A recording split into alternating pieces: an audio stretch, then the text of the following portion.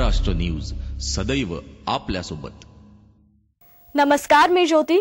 गरजा महाराष्ट्र न्यूजच्या special bulletin मध्ये आपलं स्वागत। काहीतरी नवीन करून दाखवण्याची इच्छा जर महिलांनी मनात आणली तर त्या करूनच दाखवतात, हे आपल्याला ठाऊकच आहे। मात्र भंडारा इथल्या कोरंबी गावातील 25 महिलांनी बचत गटाच्या माध्यमातून चक्क मत्स्य व्यवसाय सुरू केला असून इतरत्र जिल्ह्यात या महिलांचे कौतुक होत आहे। तसेच येत्या एप्रिल 2014 पर्यंत त्यांना या मत्स्य व्यवसायातून या महिलांना तब्बल 20 लाख रुपयांचा नफा देखील होणार आहे। मनात जिद्द आणि काही करून दाखवण्याची इच्छा असली तर मानव होत्याचं नव्हतं करून दाखवतो।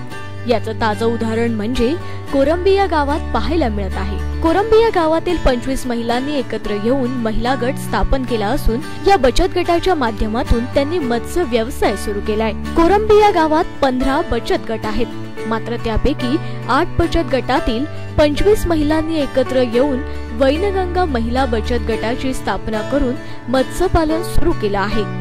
लाईफ जॅकेट घालून या महिला रोज सकाळी आणि संध्याकाळी नित्यनियमाने गोसेखुर्द धरणावर जातात आणि पिंजऱ्याची तसेच त्यातील मासोळ्यांची देखरेख करतात। पवनी तालुक्यातील कोरंबी गावातील महिलांनी वैनगंगा मत्स्य उत्पादक महिला बचत गटाची स्थापना करून या धरणाच्या पाण्यावर बचत गटाच्या माध्यमातून पिंजरा पद्धतीने 5 पिंजरे टाकून हा व्यवसाय सुरू केलाय। या गटाला भंडारा येथील महिला आर्थिक विकास महामंडळ आणि आत्मा कृषी विभाग भंडारा यांनी मत्स्य व्यवसायासंबंधी माहिती दिली। महिलांनी हा मत्स्य उद्योग उभारण्यासाठी 18 लाखांचे बँकेतून कर्जही घेतले आणि आपला व्यवसाय उभारला आहे। या गावातील 25 महिलांनी पुढाकार घेऊन सुरू केलेल्या या मत्स्य व्यवसायाचे तालुक्यात चांगलंच कौतुक होत आहे। 8 बचत गटा मिळून आम्ही तयार केलेला आहे मत्स्य व्यवसाय आणि मत्स्य व्यवसाय आम्हाला आत्माकडून 1 लाख रुपयाचं अनुदान दिलेलं आहे।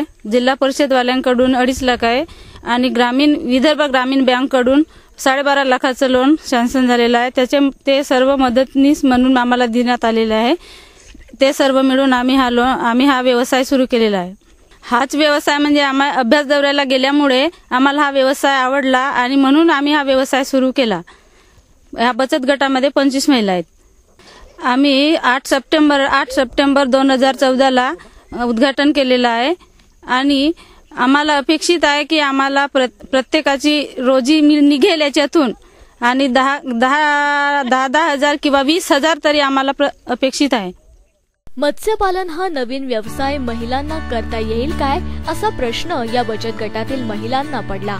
तसेच हा व्यवसाय सुरू करीत असताना सुरुवातीला त्यांना काही अडचणी सुद्धा आल्या, परंतु अडचणींना न घाबरता या महिलांनी सुरुवातीला आत्मा अंतर्गत येथील महिलांचा अभ्यास दौरा केला आणि व्यवसायाच्या तांत्रिक बाजू समजावून घेतल्या। सुरुवातीला त्यांनी बँक आणि इतरत्र ठिकाणाहून 18 लाखांचे कर्ज काढून सुरुवातीला 5 पिंजरे खरेदी केले आणि 8 सप्टेंबरला तेलपिया या मासोळीचे विशाखापट्टणम इथून आणलेले बीज प्रत्येकी 1 केस 4000 बीज प्रमाणे 20,000 मत्स्य बीज टाकले आणि मासोळ्यांचे बीज टाकून आज 6 महिने झाले असून येत्या एप्रिल महिन्यात ते मासोळ्या विकण्याकरिता बाजारात नेणार आहेत आणि रोज नित्य नियमाने 4 महिला आळीपाळीने मत्स्यांचं खाद्य टाकण्याकरिता जातात।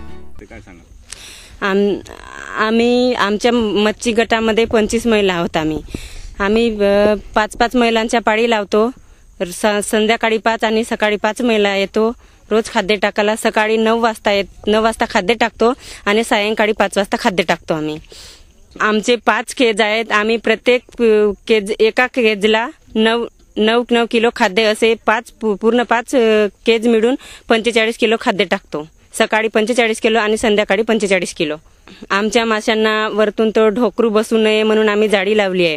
दूषित पाणी होऊ नये म्हणून त्याची पण आम्ही व्यवस्था केली आहे आणि आम्ही मत्स्यांचा विमा पण काढलाय सर। धरणाच्या पाण्यावर पिंजरा पद्धतीने मत्स्य व्यवसाय करीत असताना या महिलांना पिंजऱ्याची तसेच माशांची निगा देखील घ्यावी लागते। बगळे किंवा इतर पक्षी येऊन मासे खाऊ नये म्हणून त्यांनी पिंजऱ्यावर जाळी लावली आहे। ही जाळी कुठून फाटली तर नाही ना याची दक्षताही त्यांना घ्यावी लागते। तसेच धरणाचा इतरत्र ठिकाणाहून वाहून आलेली काई देखील पिंजऱ्याला चिकटणार नाही किंवा असली तरी नित्य नियमाने ती काढावी लागते। तसेच मासे रात्रीच्या वेळेस चोरी केले जाणार नाही ना, याकरिता देखील महिलांनी रात्रीच्या वेळेस चौकीदार देखील ठेवलेला आहे, कारण येत्या काळात त्यांना होणाऱ्या नफ्यावर त्याचा परिणाम होऊ शकतो. मदत केली की तुम्ही आता हिंमत केल्या, पण ती हिंमत काही हारायची नाही, आम्ही तुम्हाला मदत करू. मग त्यांनी सगळे आपले बँकेचे ते सगळ्या बँकेचे साहेब आहेत त्यांचं मग त्यांनी मग स्वतः 2-3दा आमच्या गावामध्ये येऊन मीटिंग घेतली. मग त्यांनी म्हटलं की तुम्ही हिंमत हारायची नाही, आम्ही तुम्हाला मदत करू पैशाची. मग त्यांनी सरळ 12 लाखाचा आम्हाला 12.5 लाखाचा लोन दिला. मग आत्म्याकडून आम्हाला 1 लाख रुपये मिळाले आणि आता 2.5 लाख जिल्हा परिषदकडून देणार आहेत. आणि हे लाईफ जॅकेट, कंदील वगैरे हे आम्हाला कृषी विभागाकडूनच मिळालेले आहेत. आणि तर त्याच्यामध्ये थोडीशी जास्त टाकली आहे, 100 मच्छी. तर आम्ही 4,000 मच्छीचे 4 लाख असे पकडले, म्हणजे 5 पिंजऱ्याचे आम्ही सरासरी 20 लाख पकडले आहेत. 20 लाख म्हणजे आमचा कर्ज वगैरे जाऊन कमीत कमी आम्हाला 10 लाख तरी सापडतील. आणि 10 लाखामधून आम्ही अर्धा कर्ज म्हणे आम्ही फेडू आणि अर्धा मग आम्ही महिलांना वाटप करू. या महिलांनी 8 सप्टेंबरला एका पिंजऱ्यात 4,000 मासे मावणारी एकूण 5 पिंजऱ्यात 20,000 मासे सोडण्यात आले. जर एप्रिल महिन्यात असा विचार केला तर त्यांना त्यांच्याकडे 20,000 मासे तयार होते आणि तेलपिया या माशांची विक्री ते 100 रुपये किलो प्रमाणे करणार आहेत. एकंदरीतच जर वर्षाकाठी विचार केला तर तब्बल 20 लाख रुपयांचं उत्पादन त्यांना या व्यवसायातून होणार आहे. तसेच बँकेच्या हप्त्याची परतफेडही ते 2 किंवा 3 किस्तीत करणार आहेत. जर यावर्षी त्यांनी 10 बँकेला 10 लाख जरी दिले तरी त्यांच्याकडे 10 लाख उरतात. खाद्य आणि बीज याचा खर्च वगळता या बचत गटातील 25 महिलांना सुरुवातीला वर्षाकाठी 20 ते 25 हजारांचा नफा मिळणार आहे.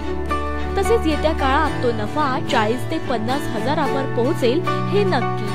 या नाविन्यपूर्ण उपक्रमाची इतर महिलांना प्रेरणा मिळणार असून एक नवीन व्यवसाय निर्माण झालेला आहे. या पिंजरा पद्धतीने मत्स्य व्यवसाय या महिलांना वरदानच ठरेल यात काही शंकाच नाही.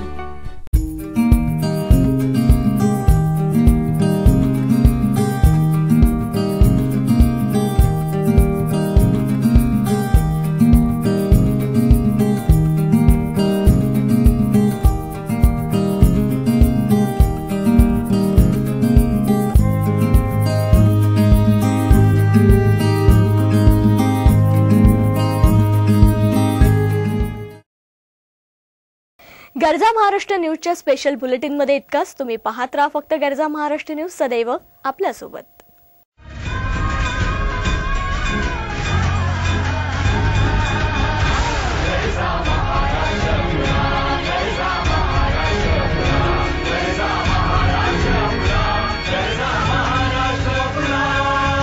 गरजा महाराष्ट्र न्यूज, सदैव आपल्यासोबत.